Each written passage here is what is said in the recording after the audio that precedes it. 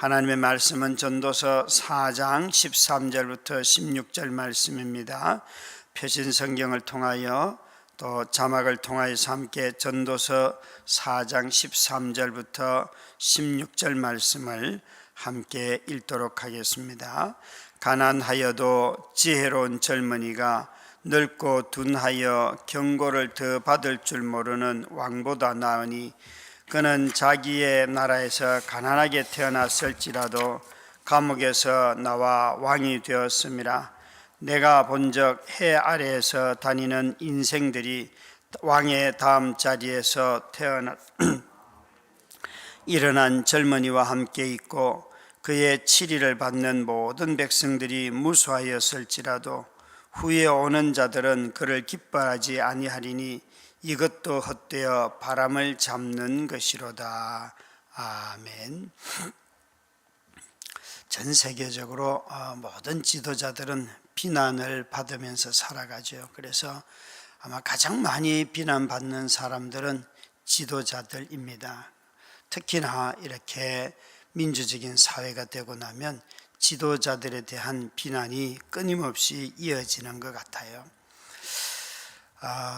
우리 사회가 권위를 부정하는 면에서도 지도자를 비난하기가 쉽고 또 지도자의 지도력을 의심하기 때문에 비난을 받기도 쉽습니다. 어떤 경우는 사람들이 지도자들을 볼 때 비난하는 큰 이유가 너무 편향적으로 보기 때문에 자신과 견해가 다르다고 하여서 마치 이 땅에 함께 살 수 없는 것처럼 말을 합니다. 권위를 불신하는 정도가 아니라 권위 자체를 인정하지도 않고 인간 자체를, 나와 다른 사람들을 인정하지 않음으로 말미암아 비난이 너무 많은 시대에 저희가 살아가고 있습니다. 전도자도 그와 비슷한 삶을 살았어요. 이 전도자처럼 권세를 가진 자들이 백성들을 학대하는 것을 보면서 이 백성들을 위로해 줄 사람이 없구나 라고 이 전도자는 보고는 자신의 출생을 또 자신이 오히려 태어나지 아니하였더라면 이라고 자신의 출생을 저주하는 일이 벌어집니다. 삶이 어그러질 때 또 양심적으로 원리적으로 이루어지지 않을 때에 나오는 탄식이 출생을 저주하는 기도들이죠. 오히려 가난한 사람들이 입신양명을 하여서 대통령이 되고 또 큰 기업의 사장이 되고 그런 거 보면 다들 부러워하지 않습니까? 그런데 전도자는 오늘 이렇게 말하고 있습니다. 이런 것 또한 헛되어 바람을 잡는 것과 같다. 근데 전도자가 말하는 것은 권력 자체가 헛되다 하는 것도 있지만 그것보다는 먼저 13절 말씀을 가만히 보시면 가난하여도 지혜로운 젊은이가 늙고 둔하여 경고를 더 받을 줄 모르는 왕보다 나으니, 여기 가난한 젊은이와 왕을 비교하였습니다. 그런데 비교의 대상은 왕이 가지고 있는 재물의 대상이 아니고 젊은이가 지혜로운 젊은이와 늙고 둔하여 경고를 더 받을 줄 모르는 왕, 직책이 높고 왕이라 할지라도 늙고 둔하여 경고를 더 받을 줄 모르는 왕이에요. 여기에 말씀하시는 것은 젊은이와 늙은이를 비교하려는 것이 아니고 젊은이가 지혜를 가진 것, 그러니까 지혜라고 하는 것은 듣는 것이에요. 그것은 가난하든지 부하든지 들어야 하는 것이 지혜이고, 젊든지 늙든지 들어야 하는 것이 지혜이고, 그래서 여기에 지혜를 갖지 못한 왕보다는 지혜를 가진 가난한 젊은이가 낫다, 지금 이렇게 말하고 있습니다. 권세를 가지고서도 듣지 못하는 자보다는 가난하여도 듣는 자가 더 낫다고 하나님은 말씀하고 계십니다. 듣는 젊은이가 듣지 않는 늙은이보다 낫다, 성경은 이렇게 말씀하고 계시죠. 어떤 최고의 직책에 오르기보다는 듣는 자가 낫다는 것이에요. 하나님은 듣는 자를 좋아하십니다. 이것을 지혜라고 합니다. 우리 시대는 다 듣는 것보다는 자기 말하는 것을 좋아하고 자기 자랑하는 것을 좋아하는 시대입니다. 그래서 여기에 이 젊은이는 그 14절 15절을 보시면 이것은 번역하기에 따라서 조금 다르긴 하지만 아주 번역하기 어려운 그런 부분인데 14절에 보면 그는 자기의 나라에서 가난하게 태어났을지라도 감옥에서 나와 왕이 되었은저, 여기 가난한 젊은이를 앞에 이야기하였기 때문에 이 사람이 가난한 젊은이가 감옥에 갔다가 그 나라의 왕이 되었다 이렇게 번역할 수도 있고 전혀 다른 사람일 수도 있어요. 그래서 이 사람이 한 사람일지 두 사람일지 세 사람일지 모르지만 여기에 말씀하시려고 하는 것은 다 헛되다 허무하다 하는 것을 말씀하려고 계세요. 그런데 그 허무함의 내용이, 헛됨의 내용이 뭔가 하면 자랑하는 것, 왕이 된 것, 권력 자랑하고 이런 것이 다 헛되다라고 말하고 있어요. 그런데 이것을 만약에 가난한 젊은이가 왕이 된 것이라고 한다면 그가 고난을 겪고 난 뒤에 감옥까지 갔다 오고 난 뒤에 왕이 되었어요. 그래서 15절에 보면 내가 본적 해 아래에서 다니는 인생들이 왕의 다음 자리에 있다가 왕을 대신하여 일어난 젊은이와 함께 있고 이 사람이 왕이 되어서 그 나라를 통치하고 사람들이 그의 신하가 되어서 이렇게 왕을 보필하고 있는 모습을 그리고 있지요. 그런데 16절을 보시면 그의 치리를 받는 모든 백성이 무수하였을지라도 왕의 다스림을 받는 사람들이 많았지만 후에 오는 자들은 이 왕이 이제 죽었든지 실각을 했든지 간에 끝나고 난 뒤에는 그 후에 오는 사람들이 그를 기뻐하지 아니하였다 라고 말하면서 이것도 헛되어 바람을 잡는 것과 같다 그랬습니다. 교회 안에서 많은 자랑거리가 되는 것이 우리 손자가 어디 갔습니다, 뭘 했습니다 이런 거 있잖아요. 손자 손녀에 대한 자랑들이 참 많습니다. 교회 안에서 정말 가난했던 우리의 시절이 변하여서 부자가 되는 것 얼마나 자랑거리가 되는지요. 2주 전에 설교 갔던 그 교회에서 첫날 식사 대접을 한 장로님이 그분은 자랑으로 하신 것은 아니라고 하시면서 제게 이런 말씀을 하셨어요. 당신의 사위가 우리나라에서는 그러니까 학군단 출신, 일반 대학교의 출신인데 장군이 되셨어요. 장군이. 그것도 아주 이 근처에 있는 유명한 기갑사단의 장군이 되셨는데 육사 출신이 아니고서는 그런 장군이 되기가 어렵습니다.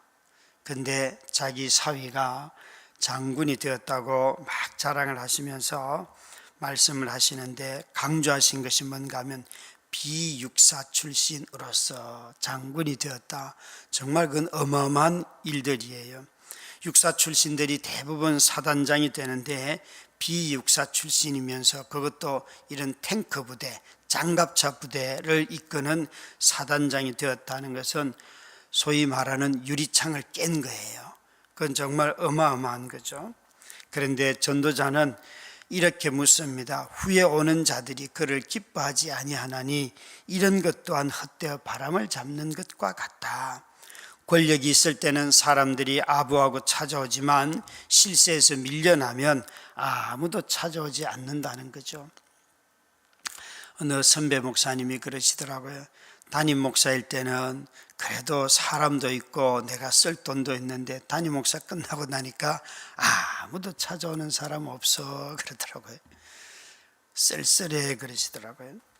여러분, 실세가 아니어도 권좌에서 물러나기만 하면 그를 기뻐하지 않는다. 목회하시는 분들이 이렇게 말합니다. 자녀들이 그래도 결혼하려면 담임 목사로 있을 때, 현직에 있을 때 자녀들이 결혼하려. 왜 그런가 하면 축의금 들어오는 것 때문에. 참 여러분, 그런 관계들을 생각하면 좀 쓸쓸하지 않습니까? 그냥 서로 좋아해서 오고 가는 관계야죠.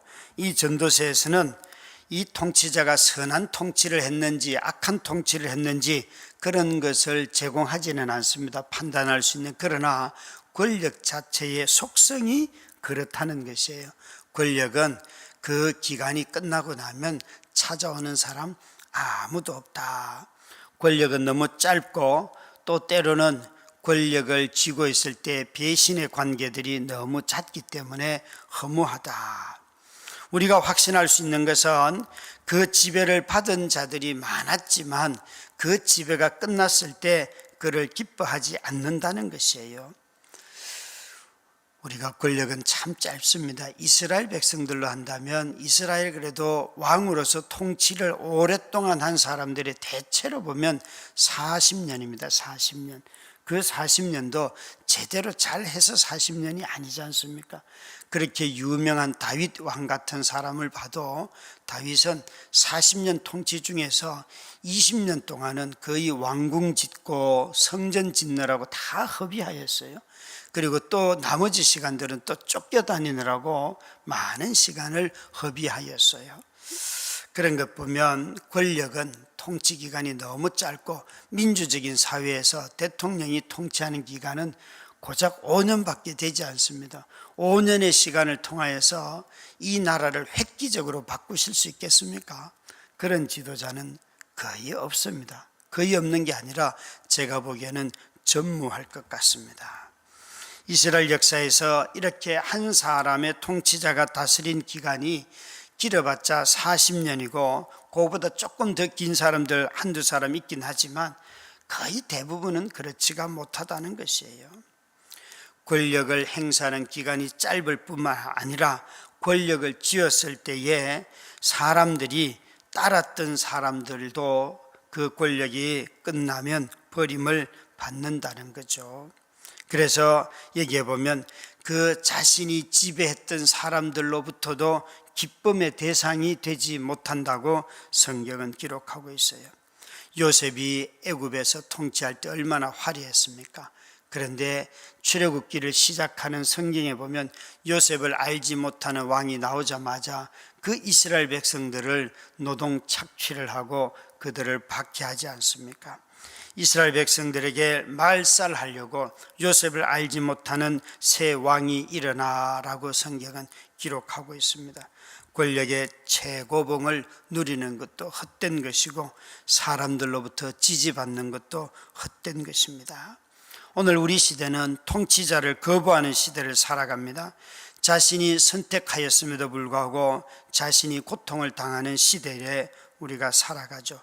이런 시대에 우리가 더 나은 삶을 어디서 찾을 수 있겠습니까? 어떤 지도자들을 교회는 기다리며 기도해야 할까요? 여기에 이렇게 지혜자는 우리에게 말합니다. 듣는 지도자를 구하여라. 듣는 지도자. 함께 통치력을 발휘하려고 하면 각 부처 장관들의 의견을 잘 청취하고 또 그 분야의 전문가들의 의견을 잘 청취를 하여서 통치자들이 분별력을 가지고 저 사람은 지금 나를 이용하려고 하는구나, 저 사람은 나를 속이려고 하는구나, 저렇게 하면 그 이익들이 누구에게 돌아가는지 이런 것들을 다 분별할 사람이 통치자가 되어야지만 그가 듣고 다른 사람들을 유익하게 해요.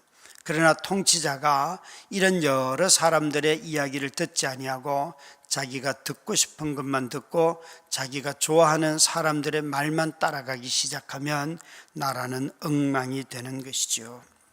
여러분, 가정도 마찬가지입니다. 부부가 서로 화목하려고 하면 서로 말하고 듣는 가정에서는 다 화목합니다. 부모와 자식 간에도 듣는 부모, 듣는 자식이 있으면요 얼마나 화목하게 지냅니까? 그런데 서로 듣지 않는 가정, 서로 듣지 않는 부부는 남는 건 다 자기 주장밖에 없습니다.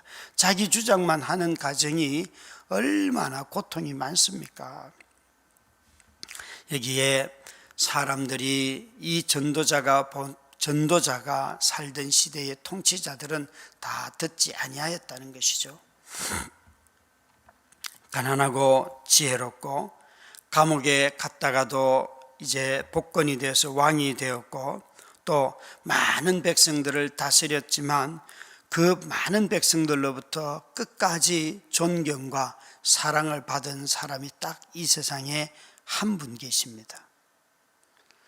가난하게 이 땅에 오셔서 그분은 정말 그리스도라고 하는 왕이 되셨고, 또 그분은 많은 사람들을 그가 사랑하였고, 또 그가 사랑할 때 사람들이 배신하였어도 그들을 끝까지 사랑하였던 딱 한 분이 계십니다.